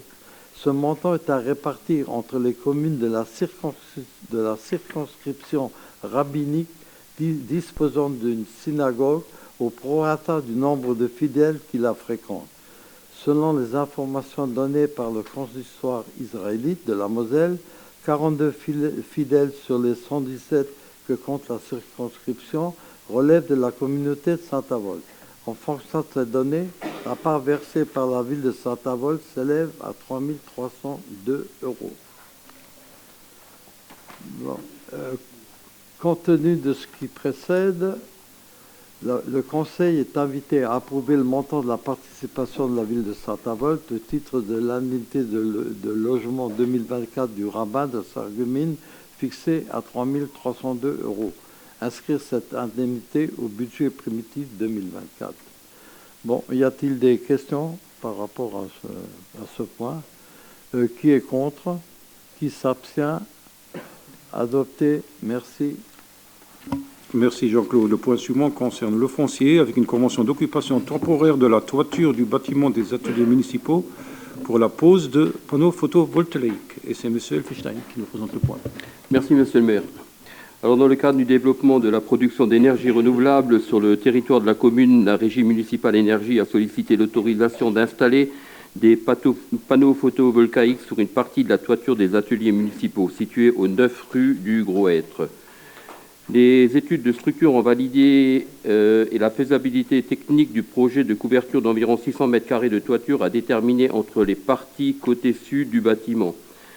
Cette occupation est consentie pour une durée de 30 ans aux fins de conception, de réalisation et d'entretien d'une installation photovoltaïque ainsi que d'exploitation, de production et de commercialisation de l'électricité pour le compte de la régie à l'exclusion de tout autre usager. Dans cette optique, la convention d'occupation ci-jointe a été rédigée. Alors, ainsi, vos commissions d'urbanisme et foncier et des finances vous proposent de délibérer comme suite. Je ne vais pas vous lire tous les textes de loi, je vais passer au petit tas, d'autoriser la régie municipale énergie représentée par M. Hervé de Flandre, directeur général délégué, dont le siège social est situé 53 rue de Maréchal Foch à Saint-Avold, à poser des panneaux photovoltaïques sur une partie de la toiture des ateliers municipaux situés au 9 rue Gros Hêtre et implantés sur la parcelle communale cadastrée. Bande de Saint-Avold, section 40, numéro 297-69 par 001 Santillard.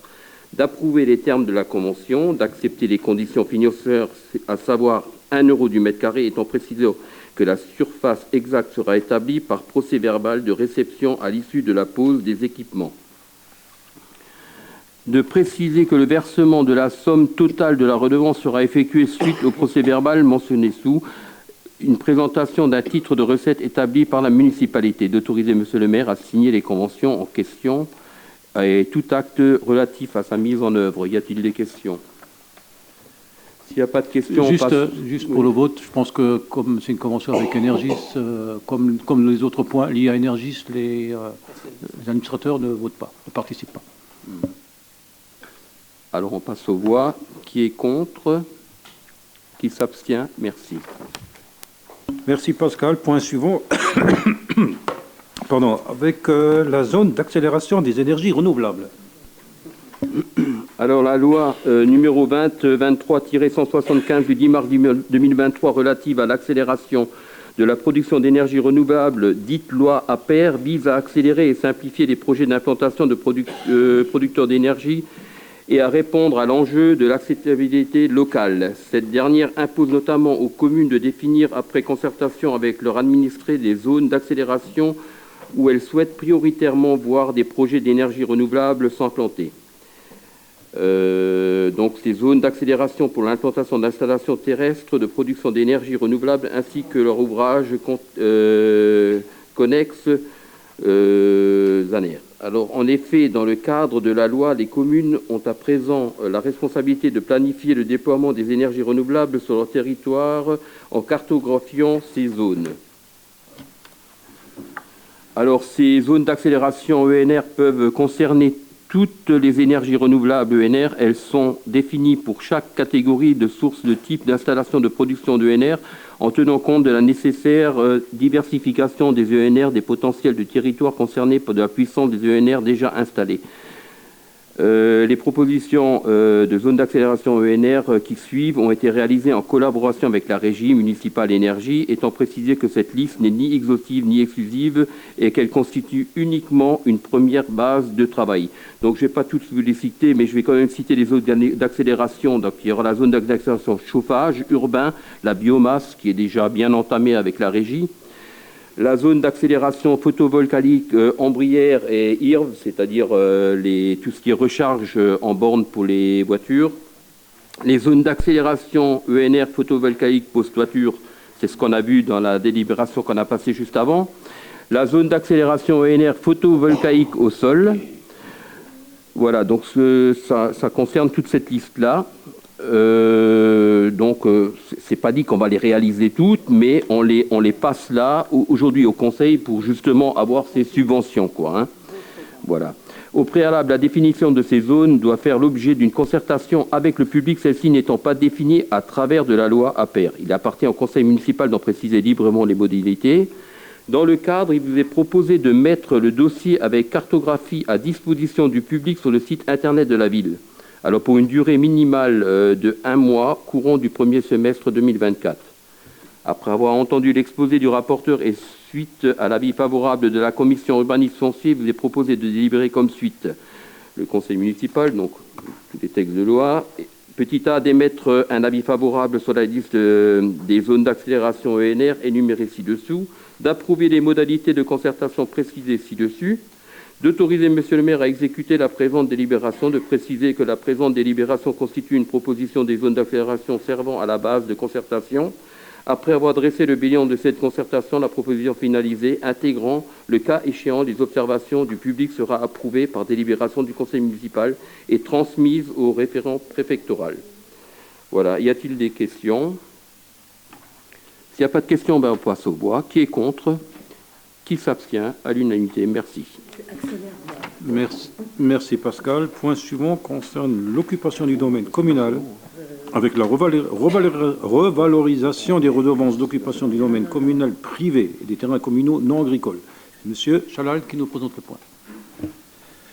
Vu le Code général des collectivités territoriales, notamment les articles L2122-22 et L2122-23, vu la délibération du Conseil municipal du 11 juillet 2020, point 4, fixant la possibilité de révision dans la limite de 10% à la hausse ou à la baisse, tout droit n'ayant pas un caractère fiscal prévu au profit de la ville, vu la délibération du Conseil municipal du 24 septembre 1956 fixant le montant de la redevance due au titre d'occupation du domaine communal de terrains, jardins et autres délaissés issus du domaine privé de la ville, vu la délibération du 20 septembre 1974, point 3, relative à la révision de ces tarifs et à leur réactualisation en fonction de l'évolution de la taxe foncière sur les propriétés non bâties, vu la convention intervenue le 24 juillet 2023 entre le service de gestion comptable et la ville fixant à 15 € le minimum de recouvrement, considérant que la ville est amenée à consentir des autorisations d'occupation précaires et révocables de terrains issus de son domaine privé communal moyennant redevance et que le montant de cette redevance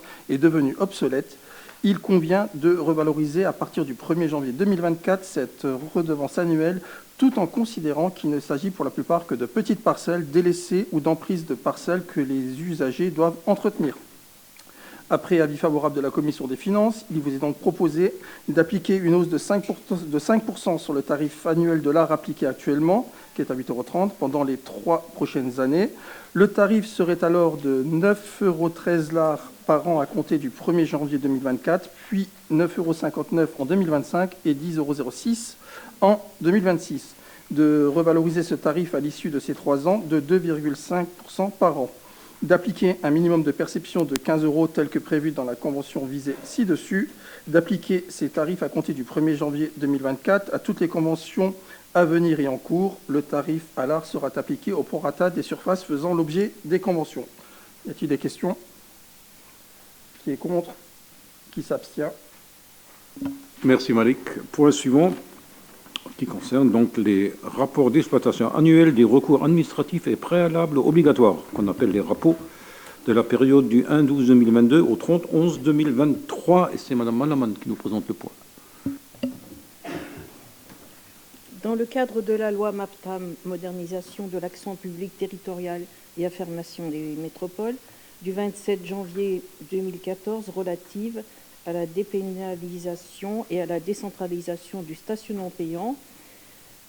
La réforme du stationnement payant a été mise en place pour la commune de Saint-Avold par délibération du 11 décembre 2017, point numéro 31. L'article L. 2333-87 du CGCT ainsi que le décret 2015-557 du 20 mars 2015 en précise les modalités de mise en œuvre et l'article R. 2333-120-15 du CGCT prévoit que rapport annuel d'exploitation des recours administratifs préalables obligatoires soit présenté à l'Assemblée délibérante de la collectivité locale avant le 31 décembre de chaque année et détermine son contenu. Ce rapport doit être établi afin de rendre transparentes et publiques les décisions relatives au rapport et de permettre à l'organe délibérant de la collectivité de contrôler l'exercice de cette mission. Pour rappel, il est à noter qu'en cas d'infraction par cette réforme, l'amende pénale a disparu au profit d'une redevance d'utilisation du domaine public appelée forfait post-stationnement, FPS, dont le précontentieux incombe désormais à la collectivité territoriale.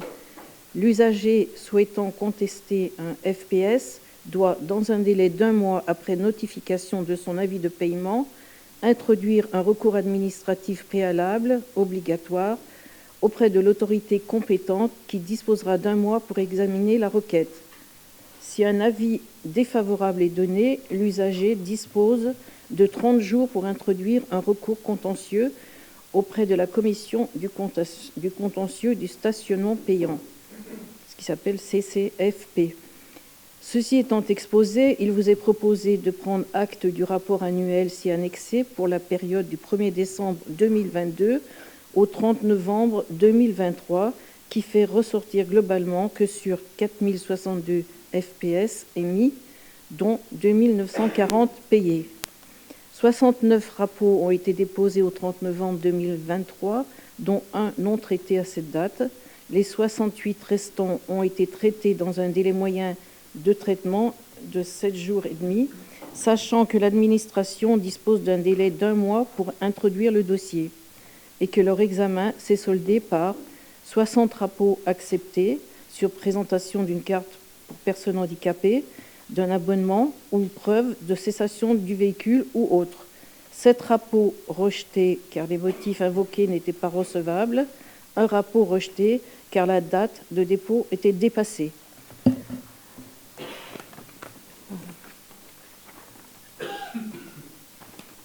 Bien, il y a des questions? Oui. Pas de questions? On passe au vote. Il n'y a pas de questions? On passe au vote.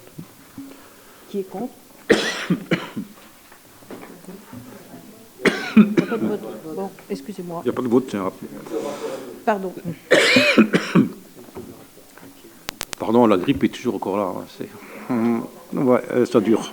Bien, point suivant, le point numéro 10, avec la dissolution de la régie à autonomie financière du camping du Felsberg. Monsieur Lauer nous présente le point. Donc, vu la délibération portant création de la régie à autonomie financière du camping et du centre international de séjour Le Felsberg et approbation de ces statuts en date du 11 décembre 2008, vu les statuts de la régie à autonomie financière, vu l'avis du comité social territorial, vu le code général des collectivités territoriales, etc., etc., vu la décision du conseil d'exploitation en date du 6 décembre 2023 et vu l'avis favorable de la commission des finances, considérant le vieillissement des installations du camping et du centre international Le Felsberg ainsi que la baisse de sa fréquentation, il est proposé au conseil municipal de prononcer la dissolution de la régie à autonomie financière du camping et du centre international du séjour Le Felsberg, d'autoriser la reprise par la ville des contrats et conventions en cours, réintégrer dans les effectifs de la ville les agents mis à disposition de la régie à autonomie financière, d'autoriser le maire à clôturer les comptes de régie, d'avances et de recettes et le budget annexe au 31 décembre 2023. Et enfin, de reprendre au budget communal les résultats d'exécution budgétaire 2023 du budget annexe. Y a-t-il des questions ?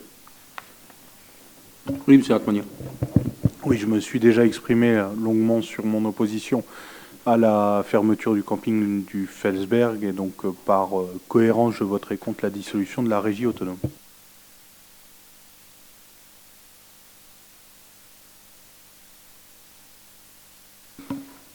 Merci. Point suivant, point numéro 11, avec l'octroi de la garantie communale pour un emprunt à réaliser par la Société d'économie mixte Eurométropole de Metz Habitat pour la réhabilitation de 48 logements du 1 à 6 rue Guinemer à Saint-Avold. Et c'est M. Loher qui nous présente le point.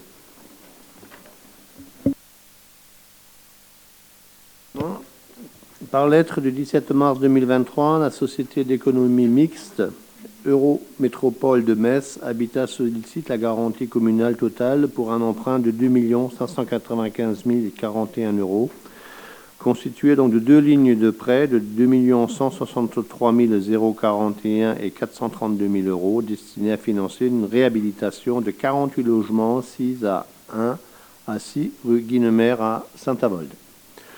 Votre commission des finances qui a étudié ce dossier a émis un avis favorable à cette demande et vous propose donc de délibérer comme suit.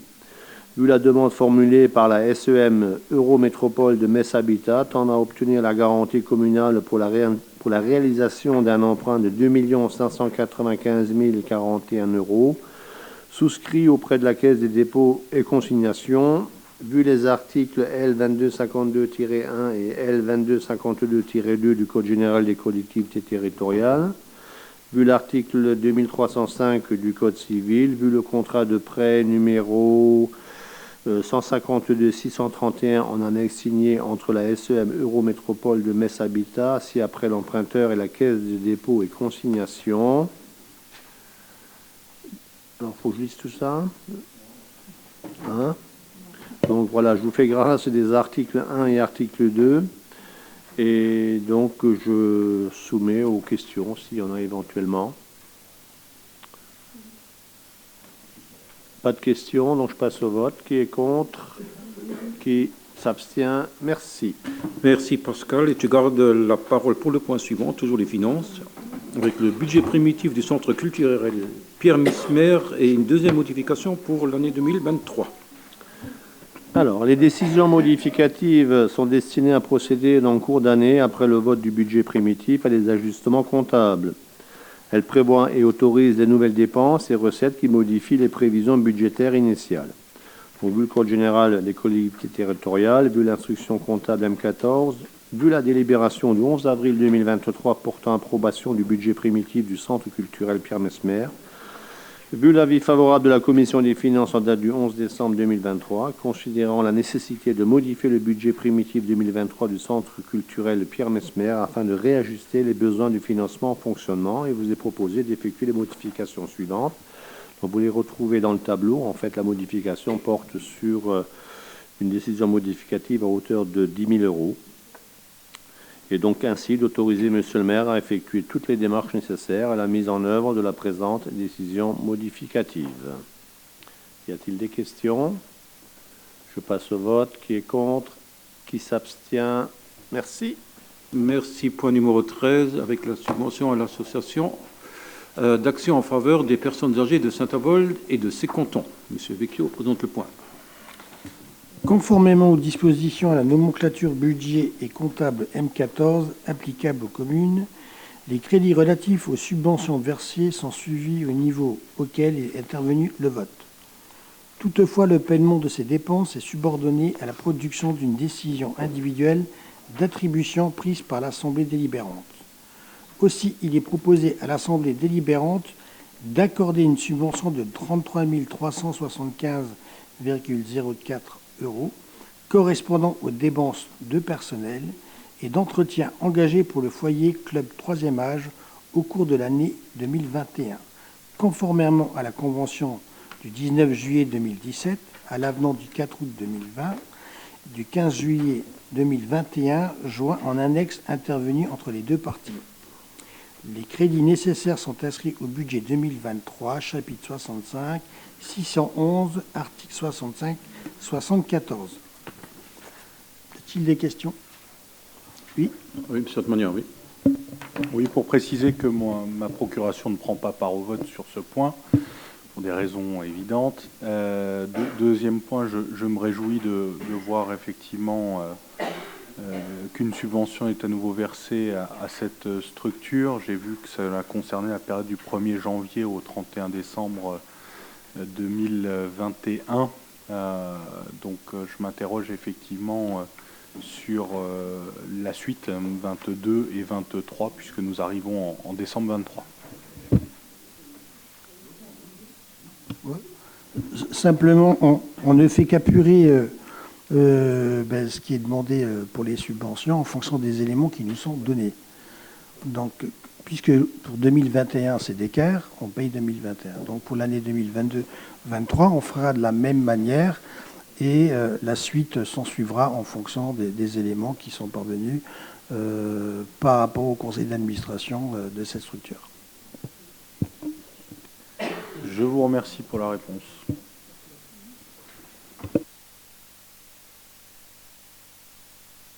Parfait, on passe au vote. Qui est contre? Qui s'abstient? Merci. Merci. Point suivant qui concerne la modification du dispositif mercredi sport et loisirs. Madame Spire nous présente le point. Merci, monsieur le maire. Le dispositif mercredi sport et loisirs est un cadre de confiance pour les familles. La délibération du 2 octobre 2017 introduisait ce dispositif selon le principe d'une demi-journée le matin. Incontestablement, le mercredi est un jour permettant de favoriser la pratique sportive et les activités de loisirs pour les enfants des écoles élémentaires et pour les jeunes des collèges. Il permet de proposer des activités éducatives et sportives. Il permet de faire du mercredi un temps de réussite et d'épanouissement de l'enfant avec l'enseignement scolaire. C'est la raison pour laquelle ce dispositif est reconduit avec toutefois les modifications apportées aux modalités de mise en œuvre des activités déclinées ci-après.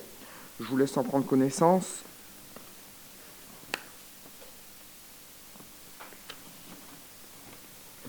Un large choix d'activités sera proposé, ainsi les enfants peuvent pratiquer des sports différents les mercredis de chaque cycle. L'objectif est la découverte et l'initiation des activités physiques et sportives afin de susciter l'intérêt de l'enfant pour une pratique permanente auprès d'une association sportive. Parallèlement aux activités sportives, des activités culturelles, artistiques et de loisirs seront proposées selon des thématiques pédagogiques comme fil rouge.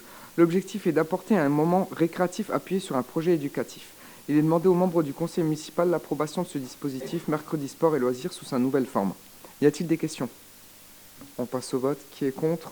Qui s'abstient? Merci Virginie. Point suivant, avant-dernier point, concerne le complexe nautique communautaire et une convention de mise à disposition de la gestion de la salle des congrès. Donc c'est un ajout, c'est un ajout à ce qu'on a déjà, c'est un complément d'une délibération qu'on avait déjà prise. Voilà. Monsieur Boudic nous présente le point. Merci, monsieur le maire. Suite à la délibération unanime du 12 septembre 2023, point 21, validons le projet de mise à disposition de la salle des congrès à la Casas. Des ajustements substantiels dans la rédaction du procès-verbal s'avèrent nécessaires. Comme indiqué en jaune dans les propositions en annexe, dans ce nouveau contexte, le maire propose au conseil municipal d'autoriser, la conclusion de cette mise à disposition et de gestion de la salle des congrès du complexe nautique communautaire, telle que rédigée par les propositions en annexe par la ville de Saint-Avold au profit de la CASAS. De plus, il est demandé au conseil municipal d'habiliter le maire ou son représentant à prendre toutes les mesures nécessaires, y compris la signature de la convention et de tous les documents afférents de cette mise en œuvre. Y a-t-il des questions? Pas de questions, on passe au vote. Qui est contre? Qui s'abstient? Merci. Merci Lothaire. Point suivant et dernier point qui concerne l'adhésion dans le cadre du programme EduRénov. Madame Spire nous présente le point. Merci, Monsieur le maire.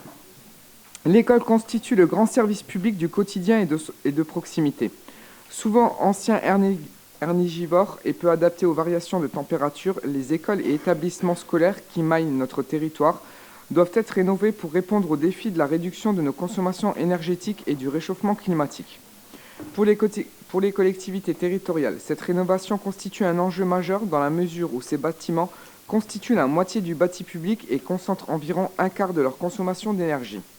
Dans ce contexte, la Banque des Territoires a lancé le 9 mai 2023 le programme EduRénov pour contribuer à relever le défi que constitue la rénovation énergétique et l'adaptation climatique des bâtiments scolaires. Ce programme a pour objectif d'accompagner les collectivités territoriales à réaliser un minima 40% d'économie d'énergie en déployant à leur côté 10 000 projets de rénovation énergétique du bâti scolaire d'ici 5 ans. Ces projets seront également des projets innovants et de qualité. Cet objectif stratégique s'inscrit dans la trajectoire globale d'économie d'énergie prise par l'État et ses partenaires, notamment dans France Nation Verte ainsi que la stratégie nationale bas carbone. 40% d'économie en 2030 puis 60% en 2050.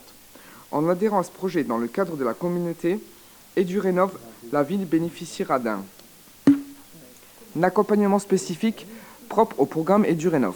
La Banque des Territoires, au travers de cette adhésion, s'engage à mettre à disposition de la ville des outils, services et documents spécifiques. L'accès à des ressources spécifiques à la rénovation énergétique et ou l'adaptation climatique des bâtiments scolaires.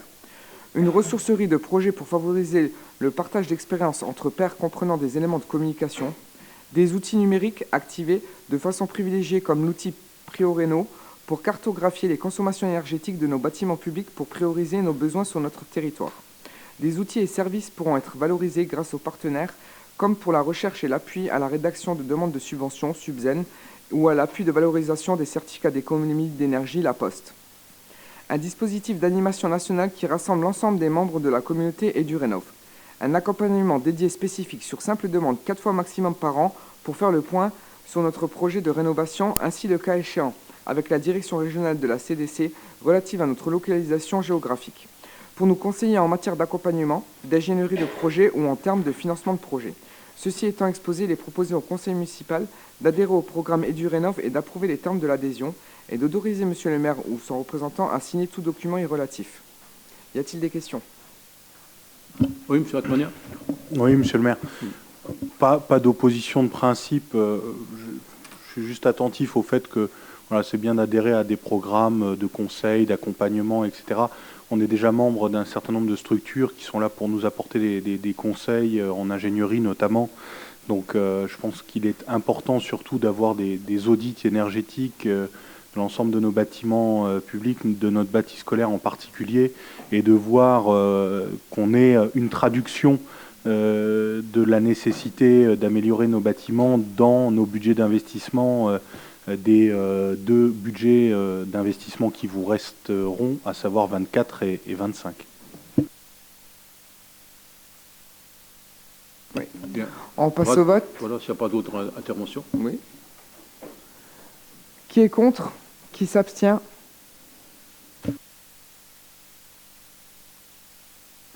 Bien, on est au bout de des 16 points.